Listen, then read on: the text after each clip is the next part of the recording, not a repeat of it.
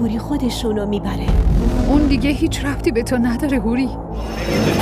تازه به هم ربط پیدا کردیم. دیگه فرصتی نیست. فردا شاهمین رو میبرن زندان و پرونده‌ش هم میره دادگاه. اگه دهنشو باز کنیم که دیگه چه آبرویی برات میمونه. نازا میتونه شکایت هم بکنه برای ولی از شاهمیر حتما انتقام میگیرم.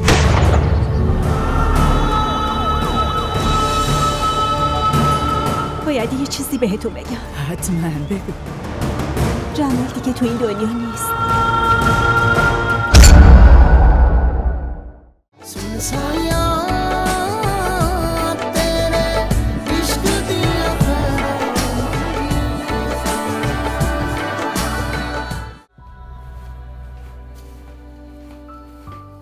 کارت انجام شد؟ بله. پس یعنی داری میری؟ نه. چرا؟ چون که هوری خودشونو میبره. چی؟ چی داری میگی؟ هوری خودش نذاش من برم.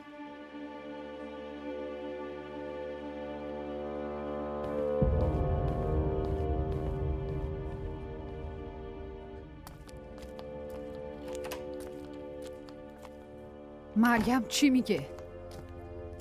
حواست هست؟ تازه حواسم جمع شدی. بذار ببرتش. اون دیگه هیچ ربطی به تو نداره هوری. تازه به هم ربط پیدا کردیم مامان. شفی میبینی چی داره میگه؟ نذاشته مریم بره. میخواد جنازه اون پسره رو برداره و خودش ببره. بذار ببره.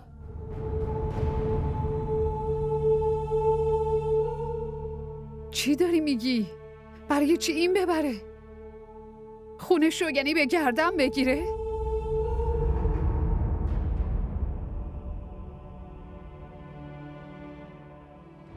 مگه غیر از اینه؟ اون به خاطر کی مرده؟ اون به خاطر خودش مرده. خودش باعث مرگش شد. برای چی شاهمیر رو صدا کرد؟ شعله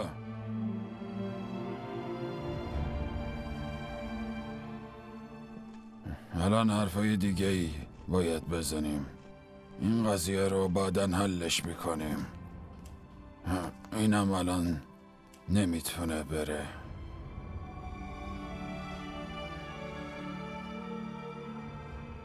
دیگه چی باید بگیم؟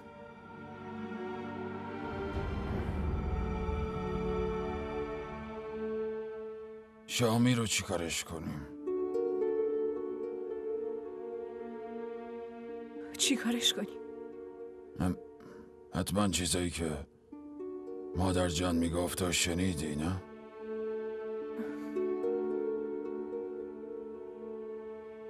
میخوایی من خودم برم بهش تیر بزنم؟ میخوای که این کارو کنی؟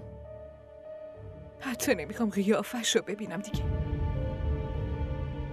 چجوری بهش برم تیر بزنم؟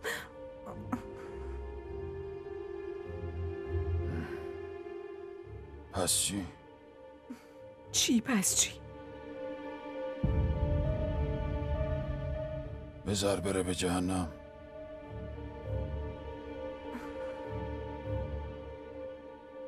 شما میخوای ببخشیش؟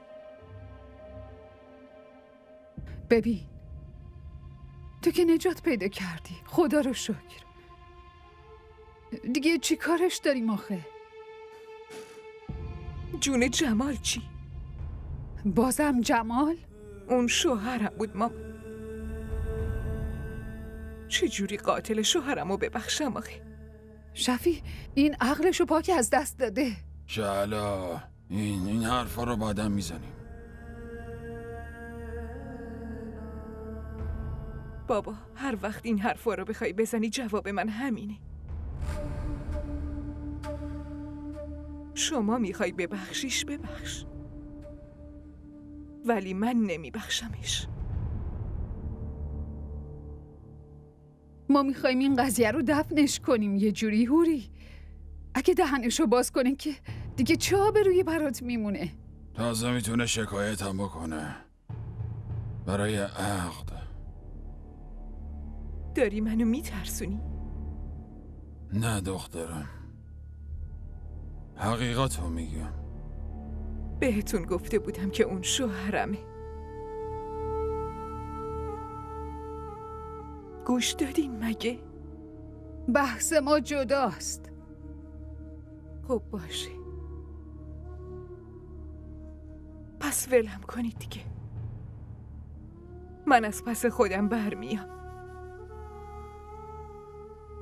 ولی از شاهمیر حتما انتقام میگیرم. بله.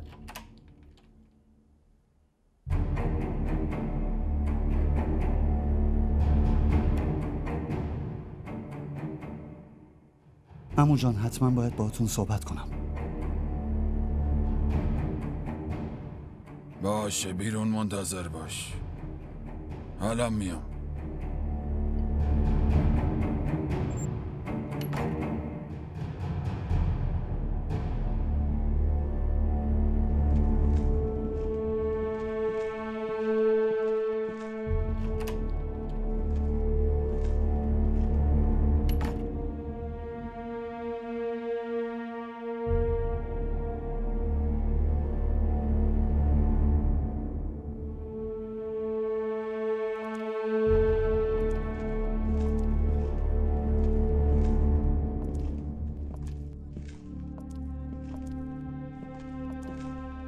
برنامه‌تون چیه؟ فعلا دارم فکر میکنم. دیگه فرصتی نیست. فردا شاهمیر رو میبرن زندان و پرونده‌ش هم میره دادگاه. گفتم دارم فکر میکنم. یعنی اینکه جوابتون منفیه. ممکنه بسپارم برای دادگاه. یعنی بیاورگی دخترتون رو میخواین و اسمش هم بیاد کنار زنای یاغی؟ حالا این داغ از ذهن دخترم پاک میشه؟ قضیه فقط بین خودمون میمونه. وقتی یه آشنا به آدم فوش میده، از فوشی که غریبه ها به آدم میدن خیلی دردناکتره. میخوای دخترم خودشو لکه ننگ بدونه، اونم یه عمر؟ حالا با زندانی شدن و مجازات شاهمیر این ننگ پاک میشه؟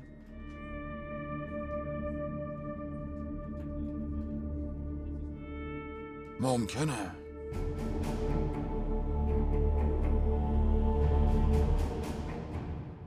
پس یعنی میخواین دشمن بشیم؟ تو داری دشمنی رو شروع میکنی. بهت گفته بودم که کسی که طرف شاهمیر رو بگیره دشمن منه. من طرف شاهمیر نیستم، من طرف آبروی شما وایستادم. قضیه آبروی من نیست، قضیه آبروی دختر منه. منم طرف اون وایستادم، میفهمی؟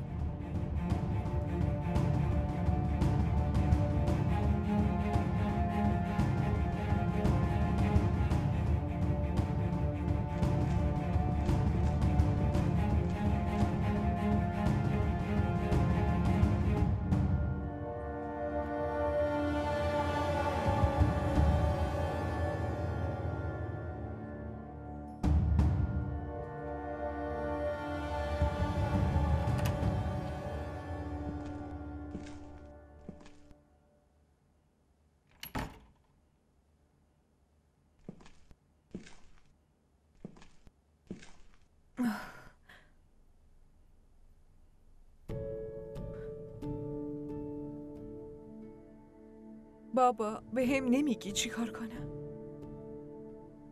نه.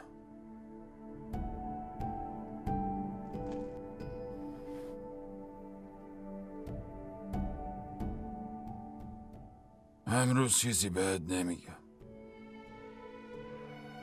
تو بهم میگی.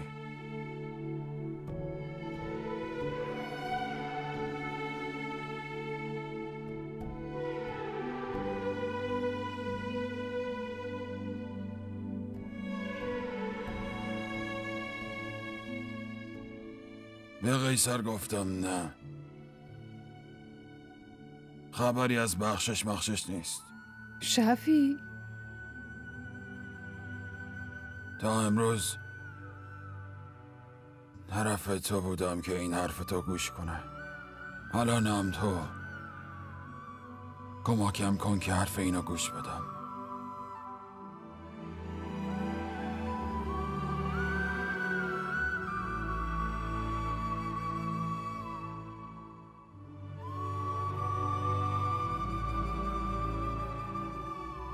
قبلا این فدایی آبروی ما شده. امروز ما فدایی آبروی این میشیم.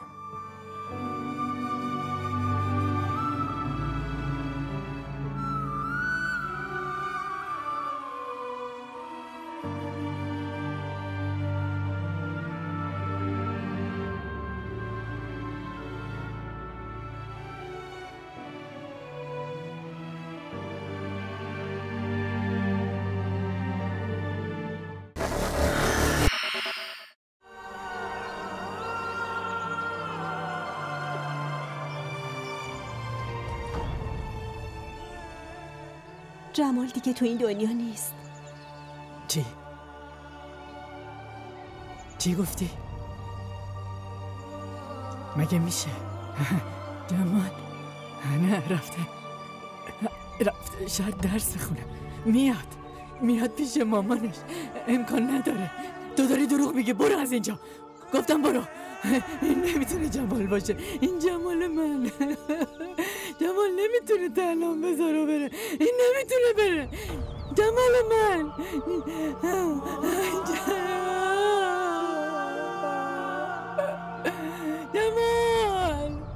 جمال من.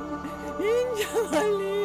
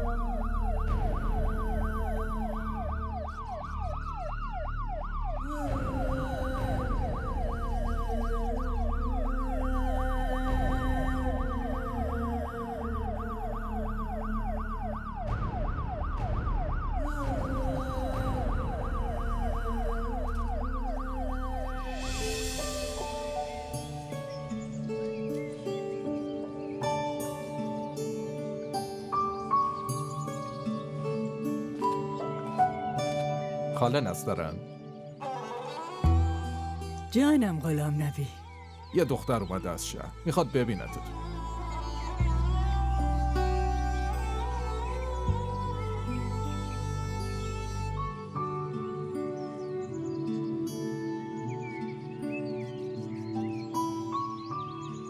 شما کی هستین خانم؟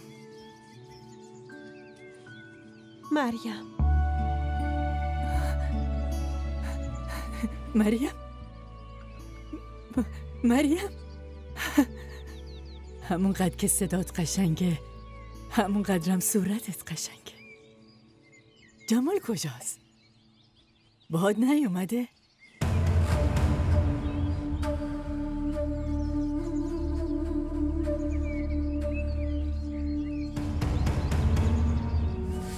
باید یه چیزی بهتون بگم. حتما بگو.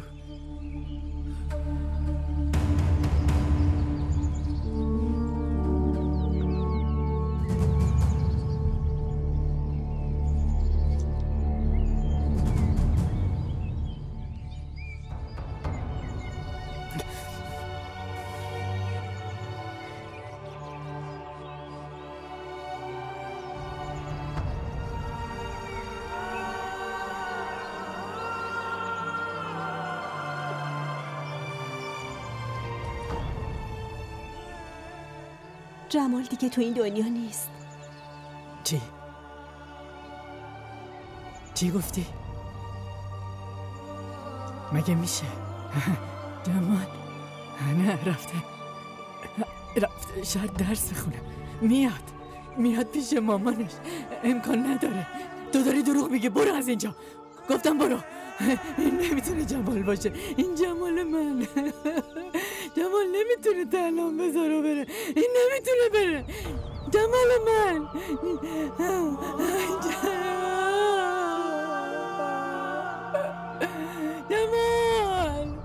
جمال من. این جمال نیست. این نمیتونه جمال باشه.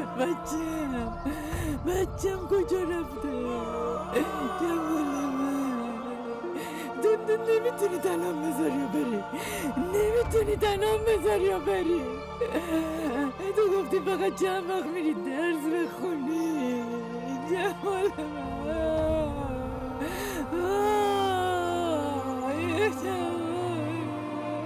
این نمیتونه جمال باشه. این نمیتونه جمال باشه. یه چی من نیست.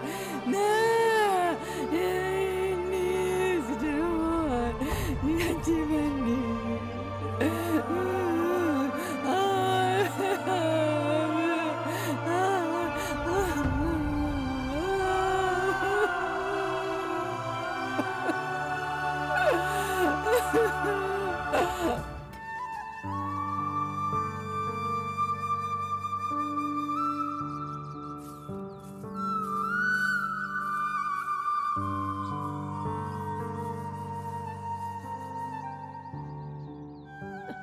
نسترن خانم.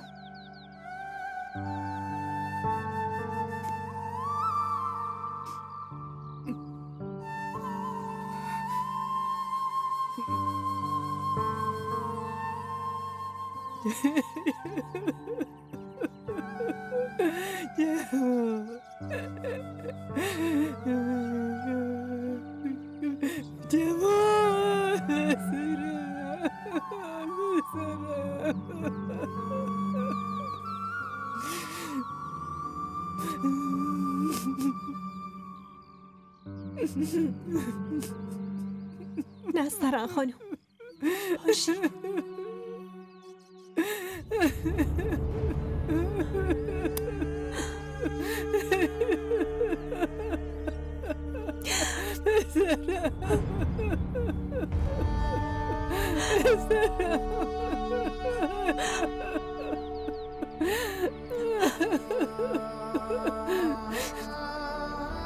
باشید لطفاً.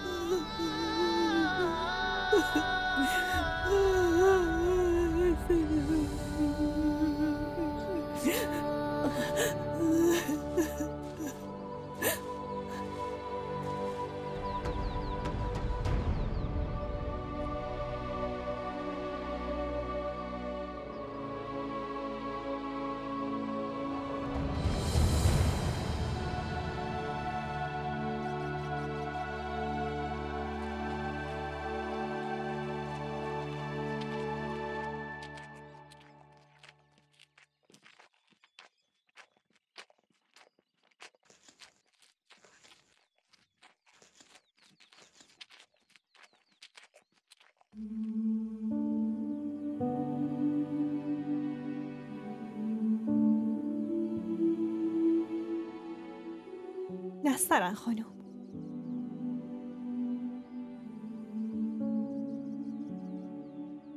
نسترن خانم.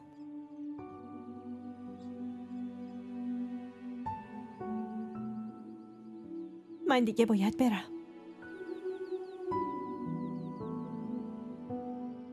میدونم که غم شما خیلی سنگینه. شاید اگه همه عمرم هم اینجا باشم نتونم غم شما رو تسکین بدم. من باید برم. زن جمال منتظرمه. مگه جمال زن داره؟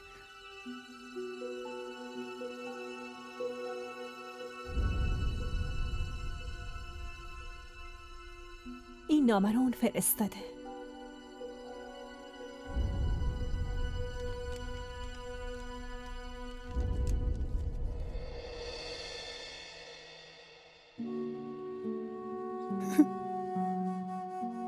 چی توش نوشته؟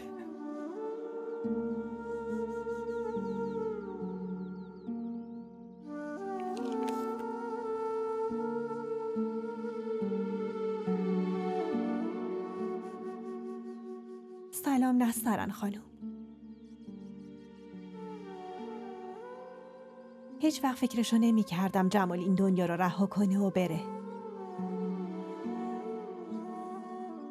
و من و شما رو برای همیشه تنها بذاره. همه اون رویاهایی که برای شما داشت و هم گذاشت و رفت.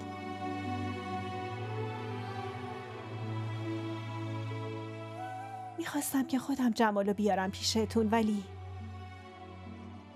دستم بست است نسترن خانم. کاش دوباره اون روزی که جمال فدایی شد می اومد و اون قربونی نمی شد. نسترن خانم پسرتون قربونی شد. شوهر من قربونی سنت هایی شد که اگه درگیرشون بشی به جز عذاب هیچی نصیبت نمیشه.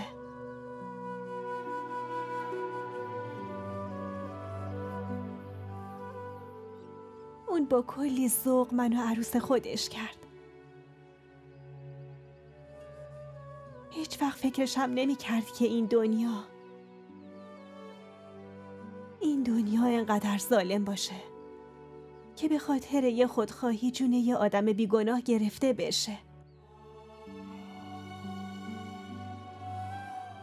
ولی این اتفاق افتاد. البته من به این راحتی پا پس نمی کشم. جمال که رفت ولی من هرگز از خونش نمیگذرم. نسترن خانم، یه جنگ منتظر منه. من باید انتقام خون جمال رو بگیرم. برای من دعا کنید. خیلی زود میام و تنهاییتون رو پر میکنم. ولی فقط وقتی که قاتل جمال رو دفن کردم.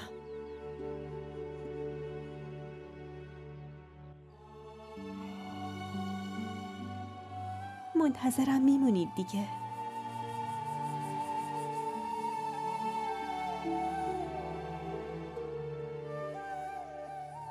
وقتی که بیام دوتایی میشینیم سر قبر جمال و مرهم غم همدیگه میشیم.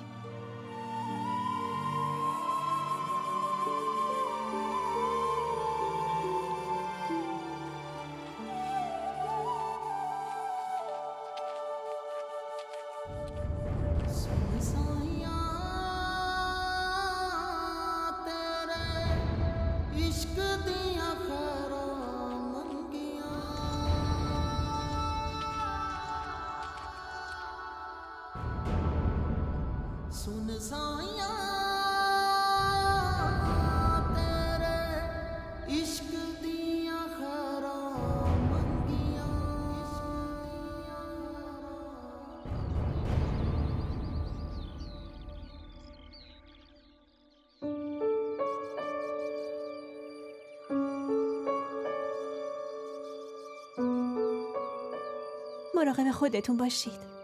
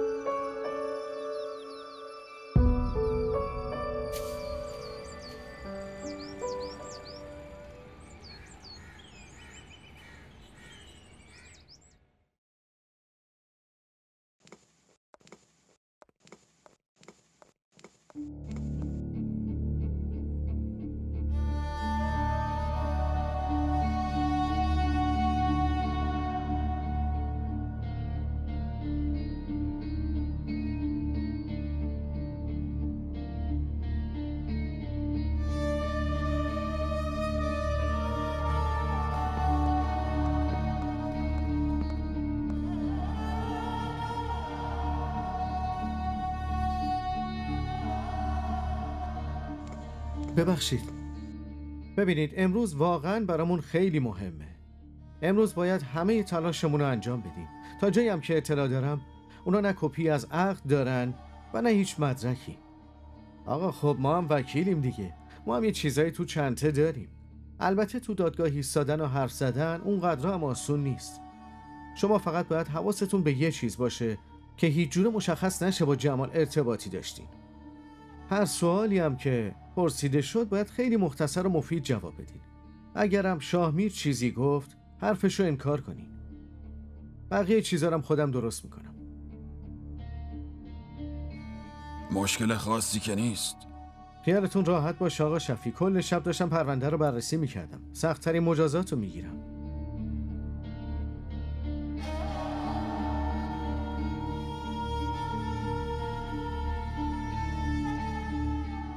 ببینم حالت خوبه؟ نگران نباش، دم همه رو دیدم. مشکلی بود به خودم بگو. ببینم حرفایی که بهت زدم و یادته؟ سوال دیگه ای نداری؟ ببین دادگاه امروزت خیلی مهمه. باید با اعتماد به نفس بالا حرفتو بزنی. معلومه ممکنه بخوان گیرت بندازن، ولی به هیچ وجه از حرفت کوتاه نیا. روش پافشاری کن. همون چیزایی که بهت گفتم همونا رو بگو. باید نابودش کنی. نابود. هرقدر آبروشو ببری بیشتر به نفته. دقیقاً. پوری شفیع و شاهمیر رسول لطفاً. بریم دخترم.